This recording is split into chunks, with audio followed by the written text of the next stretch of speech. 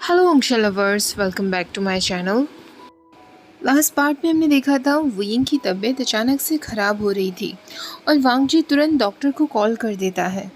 वांग जी वियिंग को warm water पिलाता है। इतने में डॉक्टर वहाँ आ चुके थे। वांग जी उनके लिए दरवाज़ा खोलने के लिए जाता है। डॉक्टर आते ही वांग जी से पूछते हैं, कहाँ है विभूषण?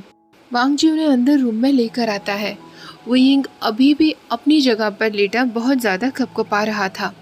डॉक्टर उसका चेकअप करते हैं और वियिंग के फोरहेड को चेक करते हैं और वांग जी से कहते हैं, क्लियरली पता चल रहा है कि फीवर स्ट्रेस की वजह से हुआ है। इस हालत में जितना काम उसे करना चाहिए उसने उससे ज़्यादा काम कर लिया है, इसलिए उसे फीवर हो गया है। वांग जी घबराते हुए पूछता है, सब कुछ ठीक तो है ना डॉक्टर?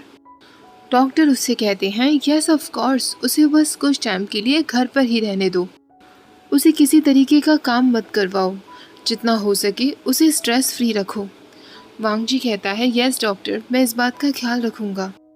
तभी डॉक्टर पूछते हैं, क्या कोई ऐसा है नहीं जो ऑल द टाइम विभूषण के साथ घर पर रह सके? वांग जी कहता है, मैं हूँ ना, मैं हर वक्त उसके साथ रहूँगा डॉक्टर। उसके बाद डॉक्टर वहाँ से चले जाते हैं। वियिंग को जब होश आता है, सुबह के 9:30 बज चुके थे। वियिंग बेड से उठने की कोशिश करता है पर उसे अपनी कमर में बहुत तेज़ पेन फील होता है। वो फिर से सॉफ्ट पिलोज के बीच ही लेट जाता है। तभी वांग जी रूम में अंदर आते हुए पूछता है, वियिंग तुम जाग गए हो? उसके हाथ में एक ट्रे थी जिसमें कुछ खाना और कुछ टैबलेट्स रखे हुए थे। वांग जी ट्रे नीचे रखता है और वियिंग को एक ग्लास ऑफ वाटर देकर उसके हाथ में कुछ टैबलेट्स देता है। वियिंग उन टैबलेट्स को खा लेता है।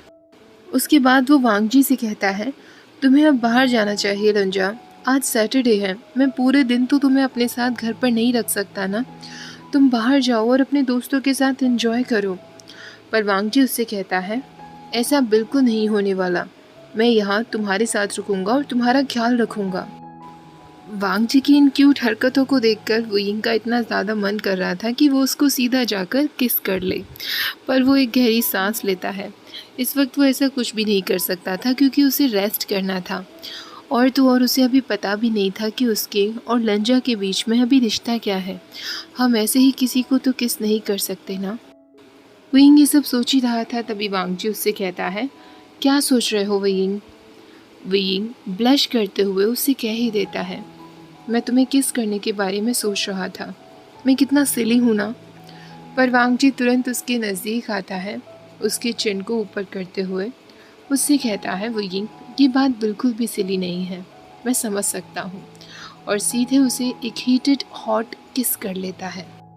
एक लंबे किस के बाद वांग जी जब वियिंग से अलग होता है, वियिंग मुस्कुराते हुए कहता है, मैं श्योर हूँ कि इन बेबीज़ को एक बहुत ही प्यार करने वाला फादर मिलने वाला है।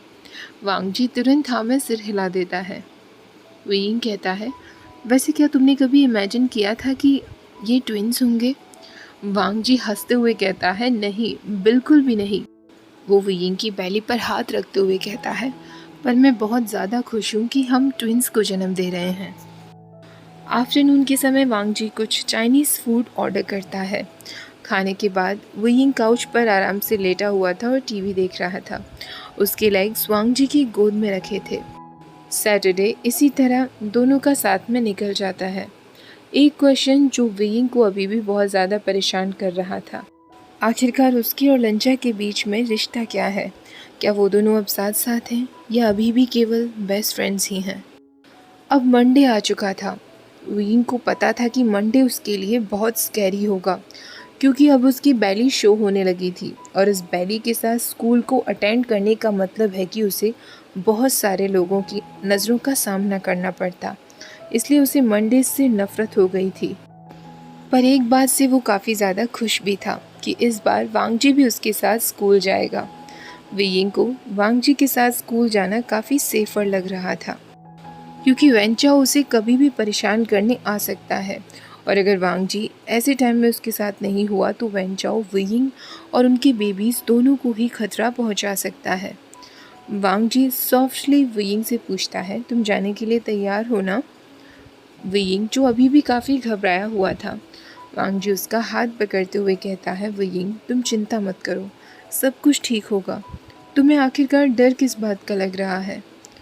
वियिंग मन में सोच रहा था, मैं तुम्हें कैसे बताऊं कि मुझे डर है कोई मेरे बेबीज़ को हर्ट ना करे। पर वो वांगजी से मुस्कुराते हुए कहता है, किसी भी बात का नहीं, चलो अब हमें चलना चाहिए। दोनों बॉयज़ साथ में मिलकर स्कूल के लिए निकल जाते हैं। वांगजी के पास एक नाइस कार थी जिसमें वो दोनों साथ साथ जाते हैं। दोनों म्यूज़िक सुनते हुए स्कूल पहुंच जाते हैं। जैसे ही वियिंग कार से बाहर निकलता है, उसका एक पुराना फ्रेंड नी हुएसांग हॉलवे से उसकी तरफ दौड़ा हुआ चला आता है और उससे कहता है, विवुशन, हाय। वांगजी वियिंग से पूछता है, ये कौन है? वियिंग कहता है, कोई नहीं, बस एक दोस्त है। हुएसांग भी वांगजी को देखकर कहता है, तुम ज़रूर लांग वांगजी होंगे ना? वांगजी तुरंत उससे हाथ मिलाते हुए कहता है, हाँ, मैं लांग वांगजी हूँ, विभूषण का बॉयफ्रेंड। ये बात सुनते ही वियिंग को जैसे शॉक लगता है। लंजा ने अभी क्या कहा? मैं उसका बॉयफ्रेंड हूँ? तभी अचानक स्कूल में बेल बज जाती है। वांगजी हैरी की चीख पर किस करता है और उससे कहता है, मुझे प्रिंसिपल ऑफिस जाना है, हम नेक्स्ट क्लास में मिलते हैं। वांगजी हुएसांग को बहुत घूरते हुए देखकर जाता है। वांगजी के जाते ही वियिंग हुएसांग से कहता है, वो यूजुअली ऐसे बिहेव नहीं करता, वो सच में बहुत अच्छा है। पर हुएसांग उसकी बात पर हंसते हुए कहता है, वो बस एक प्रोटेक्टिव बॉयफ्रेंड है, पर उसे बता देना वो ज़्यादा चिंता ना करे, मुझे गर्ल्स ज़्यादा अट्रैक्टिव लगती हैं। वियिंग घूरते हुए उसकी तरफ देखने लगता है तो हुएसांग और भी ज़्यादा हंसते हुए कहता है, विवुशन, तुम अच्छे हो, काफ़ी हॉट भी हो, बट आई एम सॉरी, मैं किसी और से प्यार करता हूँ। वियिंग सीधा उसको मार ही देता है। उसके बाद वो दोनों क्लास में पहुँच जाते हैं। जब वो लोग क्लास से बाहर आते हैं, हुएसांग अभी भी वियिंग के साथ ही था। वो उससे कहता है, ओके, अब मैं चलता हूँ, मुझे किसी स्पेशल से मिलने के लिए जाना है, बाद में मिलते हैं। हुएसांग के जाने के बाद वियिंग भी वांगजी को ढूंढने के लिए निकल जाता है, पर उसे वांगजी का कुछ पता ही नहीं चल रहा था। जैसे ही हुएसांग वहाँ से जा चुका था, वियिंग को अचानक अपने स्टमक में बहुत तेज़ पेन फील होता है। वो तुरंत बाथरूम की तरफ जाता है। वॉमिटिंग हो जाने के बाद वो खुद को मिरर में देखता है और अपने स्टमक की तरफ जाता है। उसने बहुत बड़ी सी हुडी पहनी हुई थी जिससे उसका स्टमक उतना ज़्यादा शो नहीं हो रहा था। वो अपने पेट पर हाथ रखते हुए कहता है, माय बेबीज़, मैं तुम दोनों से बहुत प्यार करता हूँ। पर अचानक से उसकी बॉडी एकदम फ्रीज़ हो जाती है जब वो रियलाइज़ करता है कि वहाँ बाथरूम में वो अकेला नहीं था, बल्कि कोई और भी था। वेनचाओ वहाँ खड़ा था। वो दरवाजे के किनारे पर ही खड़ा था। ऐसा लग रहा था कि जैसे वो 1-2 मिनट पहले ही आया होगा और उसने वियिंग के ज़्यादा वर्ड्स नहीं सुने होंगे। पर वो फिर भी वियिंग की तरफ देखते हुए कहता है, ये क्या खुद से नॉनसेंस बातें कर रहे हो विवुशन? वो धीरे धीरे वियिंग के नज़दीक आने लगता है और उससे कहता है, कितने दुख की बात है ना कि यहाँ तुम्हारी और मेरे अलावा और कोई भी नहीं है। वियिंग को अब उसकी बातों का डर लग रहा था। वो समझ गया था कि वेनचाओ क्या कहना चाह रहा है। वियिंग उससे कहता है, तुम्हारे कहने का मतलब क्या है? वेनचाओ जो अभी भी स्लोली उसकी तरफ ही बढ़ता जा रहा था। वियिंग उसे बातों में फंसाकर दरवाजे की तरफ जाने की कोशिश करता है, पर वेनचाओ अचानक से उसके सामने आकर खड़ा हो जाता है और अपने फेस पर एक बड़ी सी स्माइल के साथ कहता है, तुम्हें क्या लगता है कि तुम मुझसे बचकर भाग जाओगे? एक बार फिर वेनचाओ उसकी स्टमक की तरफ एम करते हुए एक बहुत ज़ोर से पंच लगाता है उसके बेबीज़ की तरफ। हालांकि वियिंग स्लाइड हो जाता है जिससे वेनचाओ का हाथ जाकर सीधा दीवार पर लगता है और उसे हाथ में बहुत ज़ोर से पेन होने लगता है। इस बार वो वियिंग से गुस्से में कहता है, तुम्हारी इतनी हिम्मत, अब मैं तुम्हें छोड़ूंगा नहीं। तुम्हारा सीक्रेट क्या है? मुझे पता है तुम कुछ ना कुछ तो छुपा रहे हो विवुशन। वियिंग ने अपने दोनों हाथ अपने स्टमक पर टाइटली पकड़े हुए थे, जैसे वो अपने दोनों बेबीज़ को प्रोटेक्टिवली जकड़े हुआ हो। पर वेनचाओ बहुत फास्ट था। वो उसकी टमी के नज़दीक आकर उसकी शर्ट को फाड़ देता है और वेनचाओ को फाइनली वियिंग का बेबी बम्प नज़र आता है, जैसे वेनचाओ सिर्फ देखते हुए रह जाता है, जैसे उसे अपनी आंखों पर विश्वास ना हो रहा हो। और लास्ट वर्ड्स जो वियिंग को वेनचाओ के याद थे, वेनचाओ उससे कह रहा था, क्या तुम प्रेग्नेंट हो? उसके बाद वियिंग के सामने अंधेरा छा गया था। जब वो धीरे धीरे होश में आ रहा था तो उसे बस कुछ सेंटेंसेस सुनाई दे रहे थे। 3 ब्रोकन रिब्स और एंकल में ट्विस्ट आ गया है। 15 मिनट तक अनकॉन्शियस रहा। और तो और वो प्रेग्नेंट भी है, जिसे 2.5 मंथ हो चुके हैं। वहीन केवल इन्हीं सेंटेंसेस को सुन पा रहा था। उसके दिमाग में चल रहा था, लंजा कहाँ है, वहचाओ कहाँ है। वो अपनी आंखें खोलना चाहता था, वो उठकर सब कुछ देखना चाहता था, पर ऐसा लग रहा था कि उसकी बॉडी सब कुछ सुन पा रही थी पर कुछ मूव नहीं कर पा रही थी। वो एक शेल की तरह साइलेंटली वहीं लेटा हुआ था। कुछ समय इसी तरह लेटे रहने के बाद उसे अपने हाथ पर किसी का टच महसूस होता है। वो उससे कह रहा था, वीइंग, आई एम सॉरी, मुझे यहाँ तुम्हारे पास होना चाहिए था। आवाज़ से ऐसा लग रहा था कि वांग जी काफ़ी लंबे समय से रो रहा होगा। वीइंग उसे जवाब देना चाहता था, पर वीइंग की बॉडी अभी भी साइलेंट थी। वांग जी कहता है, हमारी मॉम्स को बहुत चिंता हो रही है। मिसेस जियांग रास्ते में हैं, वो बस पहुंचती ही होंगी। डॉक्टर्स ने देखा कि तुम्हारी कुछ रिब्स भी ब्रोकन हैं, पर वो अब अंडर कंट्रोल हैं। उन्होंने तुम्हारी एंकल पर भी बैंडेज लगा दी है और तुम्हें कुछ मेडिसिन दी हैं जिससे तुम्हें पेन ना हो। आई एम रियली सॉरी वुयिंग, मुझे वहाँ होना चाहिए था। कुछ घंटों के बाद वुयिंग की आंखें खुलती हैं। वांग जी वहीं उसके सामने था। वांग जी उसे बैठने में मदद करता है और उसे कुछ पानी देता है। यूजियान और लैंगफेंग भी वहाँ पहुँच चुके थे, पर वो वेटिंग रूम में इंतज़ार कर रहे थे। 4 दिन बाद वीइंग को हॉस्पिटल से रिलीज़ कर दिया जाता है। उसके दोनों बेबीज सेफ थे और हेल्दी थे। वीइंग की रिब्स में अभी भी तकलीफ़ थी। उसे चलने के लिए क्रचेस का यूज़ करना पड़ रहा था, पर स्लोली स्लोली वो बेटर हो रहा था। 4 हफ्ते तक वांग जी ने वीइंग को बेड से उठने भी नहीं दिया था। वो वहीं उसका ख्याल रख रहा था। पर 5वां हफ्ता आते आते वीइंग अब बहुत ज़्यादा बोर फील करने लगा था। उसे बेड से उठना था, इसलिए वांग जी फाइनली उसे बेड से उठने के लिए अलाउ कर देता है। पर वीइंग बेड से उठने के बाद भी ज़्यादा कुछ ठीक फील नहीं कर रहा था। वो अभी भी फ्रस्ट्रेटेड था। वांग जी प्यार से उसकी तरफ मुस्कुराते हुए कहता है, कम ऑन वीइंग, तुम बैठ जाओ। वो उसे बैठने का इशारा करता है। वीइंग कहता है, लंजा, मुझे लगता है कि मुझे बेड पर ही चले जाना चाहिए और सो जाना चाहिए। पता नहीं मैं क्यों आजकल इतनी जल्दी थक जाता हूँ, और तुम भी मुझे बस तंग कर रहे हो ना।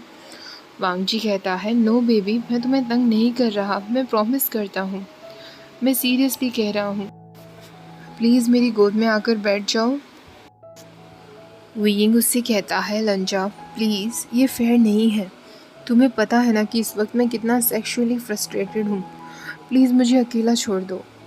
पर वांग जी अपनी ओशन ब्लू आइज से वीइंग की तरफ देखते हुए कहता है, वीइंग, ट्रस्ट मी, इस वक्त मैं भी सेक्सुअली फ्रस्ट्रेटेड हो रहा हूँ। प्लीज़, मैं बस तुम्हें खुश करना चाहता हूँ, मेरे पास आकर बैठ जाओ।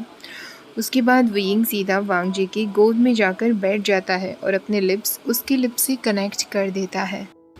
देखते ही देखते दोनों एक दूसरे के माउथ में ही मोर्निंग करने लगते हैं और तुरंत ही एक दूसरे के ट्राउज़र्स को निकाल देते हैं। वीइंग सॉफ्टली वांग जी से पूछता है, क्या तुम श्योर हो कि तुम ये चाहते हो? वांग जी वीइंग की वेस्ट को पकड़ते हुए कहता है, इतना श्योर मैं पहले कभी भी नहीं था। कुछ मिनटों की fast heart pumping and thrusting के बाद दोनों बॉयज़ की एनर्जी बिल्कुल ख़त्म हो चुकी थी। दोनों तुरंत बेड पर लेट जाते हैं। वीइंग उससे कहता है, I love you so much लंजा। वांग जी भी उससे कहता है, मैं भी तुमसे इतना प्यार करता हूँ कि तुम इमेजिन भी नहीं कर सकते। वीइंग को अब ऑलमोस्ट 4 मंथ हो चुके थे। वो बेड से धीरे धीरे अपनी बैली को पकड़ते हुए उठता है। उसकी बैली से अब क्लियरली शो होने लगा था कि वो प्रेग्नेंट है। उसे भी काफ़ी ह्यूज फील होता था। वीकली स्कैन्स में डॉक्टर ने उसे बता दिया था कि कुछ समय और बचा है, उसके बाद बेबी मूव करना शुरू कर देंगे। वीइंग काउच पर बैठकर सीरियल्स खा रहा था और टीवी देख रहा था। तभी उसका फ़ोन बजता है। वो अपना फ़ोन पिक करता है तो वो जेंगशा का फ़ोन था।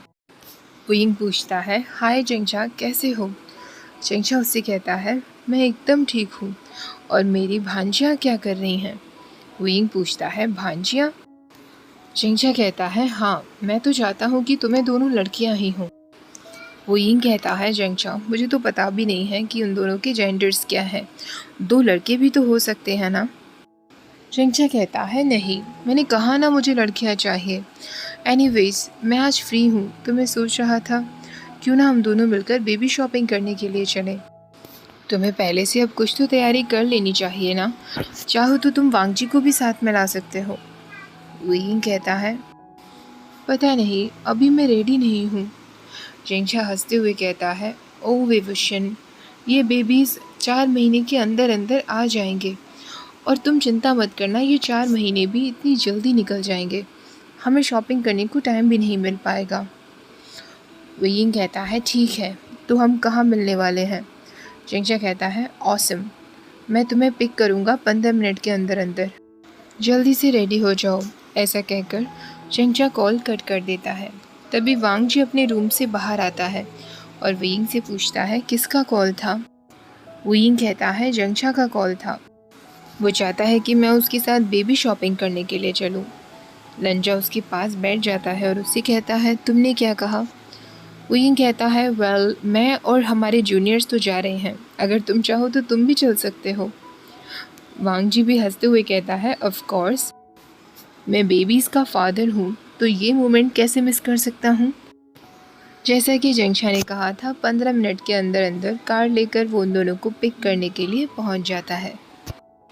जिंगचा सीधे वुयिंग को गले लगा लेता है और उससे पूछता है आज तो तुम्हें कोई मॉर्निंग सिकनेस नहीं हुई ना। वुयिंग अचानक ब्लश करने लगता है और वांगजी की तरफ देखता है। वांगजी हंसते हुए कहता है आज उसने मेरी बेसबॉल कैप्स में वॉमिटिंग कर दी। जिसे सुनने के बाद जिंगचा भी हंसने लगता है। उसके बाद वो लोग मॉल की तरफ जाने लगते हैं। रास्ते में जिंगचा वुयिंग को बताता है कि उनकी मदर यानी यूजियान ने बेबीज़ के लिए ब्लैंकेट भी सिलना शुरू कर दिया है। तभी वांगजी कहता है वुयिंग, क्यों ना कल हम सबको लंच पर इनवाइट करें। वुयिंग कहता है ये तो बहुत अच्छा आइडिया है। ओके गाइस, आज का पार्ट यहीं ख़त्म करते हैं। आई होप आज का ये क्यूट सा पार्ट भी आप लोगों को पसंद आया होगा। वीडियो अच्छी लगी हो तो प्लीज़ वीडियो को लाइक शेयर और चैनल को सब्सक्राइब करना मत भूलिएगा। Thank you for watching, bye bye.